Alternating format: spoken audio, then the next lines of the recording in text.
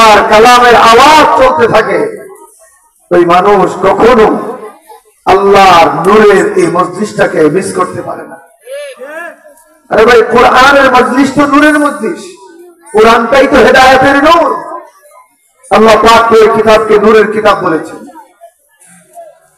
এই কিতাবের জিম্মাদারি আল্লাহ পাক গ্রহণ করেছেন। কিয়ামত পর্যন্ত এই কিতাবকে আল্লাহ পাক অক্ষুণ্ণ অম্লান রাখবেন।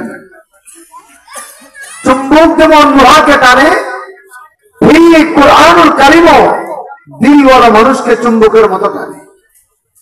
কিন্তু আফসোসের ব্যাপার, বর্তমান আমাদের এই সমাজে মুসলমানের অভাব নাই, মুসলমানিত্বের বড় অভাব। নামওয়ালা মুসলমান, গরু খাওয়ানেওয়ালা মুসলমানের অভাব নাই, কিন্তু নবীর মহব্বতে, আল্লাহর মহব্বতে, কোরআনের মহব্বতে রক্ত দিয়ে নেওয়ালা মুসলমানের বড় অভাব। যার ফলশ্রুতিতে 16 কোটি মুসলমানের রাষ্ট্র হওয়ার পরেও কিছু বেঈমানরা ইসলামকে টার্গেট করে কটাক্ষ করে কথা বলে, আমার আল্লাহর নবীর বিরুদ্ধে কথা বলে, কোরআনের বিরুদ্ধে কথা বলে। অথচ এই দেশের 16 কোটি মুসলমান যদি সোচ্চার হতো, কোন নাস্তিকার বেঈমানের বাচ্চা কোরআন নিয়ে কোনো কঠোর কথা বলতে পারতো না।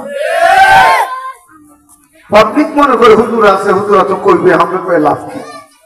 অথচ মুমিনের ঈমানের টাকা থাকে, ঈমানের উপর যখন হামলা হবে তখন মুমিন ঈমান বাঁচানোর জন্য জীবন দিতে ময়দানে ঝাঁপিয়ে পড়বে।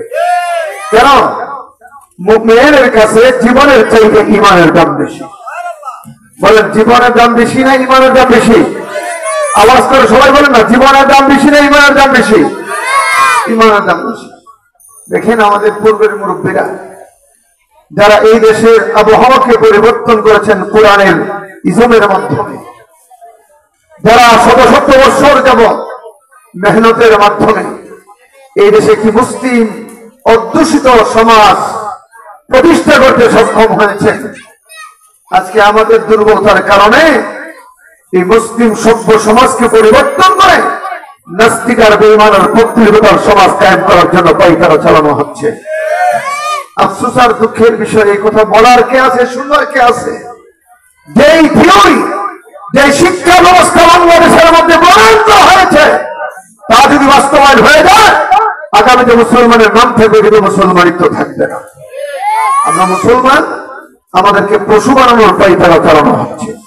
অথচ 1000 বছর পূর্বে আল্লাহ পাক যে কোরআনুল কারীম দিয়া মানবতার মুক্তির সর্বশ্রেষ্ঠ হেদায়েতের উৎস, মানবতার মুক্তির দূত, প্যারা নবী, সরদার নবী, সরকার নবী, দু জাহানের বাদশা নবী, নবীদের নবী, আখিরি নবী মুহাম্মদ রাসূলুল্লাহ সাল্লাল্লাহু আলাইহি ওয়াসাল্লামের মাধ্যমে কোরআনের শিক্ষা ব্যবস্থা কায়েম করে সমাজকে সোনালী সমাজ কায়েম করে দিয়েছিলেন। মুহাম্মদ তুমি বলবেন না? এবার আপনারা আমার সাথে কিছু কথা বলেন, আমি শুনি, আমার দিকে তাকান।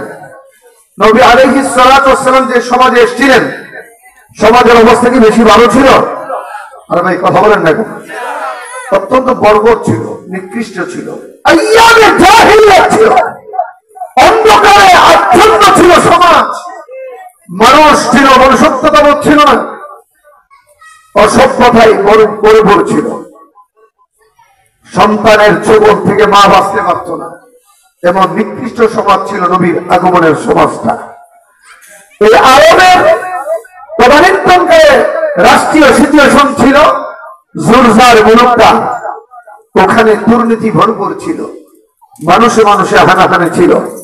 আল্লাহ ইবাদতের পরিবর্তে তারা নিজেরা মূর্তি বানায়া মূর্তিকে আল্লাহর সমকক্ষ করে তারা আল্লাহর পরিবর্তে মূর্তির পূজা করত। নাউযুবিল্লাহ বলবেন না?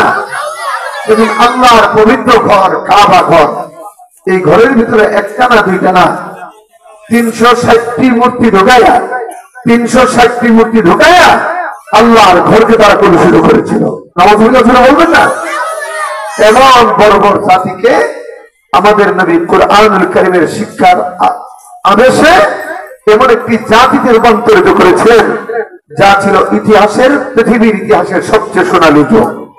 আজকে মুহাম্মদ রাসূলুল্লাহ সাল্লাল্লাহু আলাইহি ওয়াসাল্লামের আগমনের মূল কারণটা আমরা না জানার কারণে নবীকে নিয়ে আমরা বিতর্ক করি, নবীকে মানার চেষ্টা করি না। মুহতারাম হাজিরিন, বড় ভয়ানক পরিস্থিতি চলতেছে আমাদের মাথার উপরে। নাজুক পরিস্থিতি চলতেছে। এই যে আমার পাশে যারা মুরব্বীরা বসে আছেন, হয়তো ওনারা ইংরেজি শিক্ষিত, কিন্তু সুরত দেখলে বোঝা যায় যে ওনারা আলেমের মতো। যে ওনারা এই সুরতটা কেন ধারণ করে রাখছেন, ওনাদের সময় শিক্ষা ব্যবস্থায় ইসলামী শিক্ষা বাধ্যতামূলক ছিল, আর এখন ইসলামী শিক্ষাকে ঐচ্ছিক করে পত্তলিক আর বেঈমানি শিক্ষা দিয়া আগামী সমাজকে ধ্বংস করার পাই তারা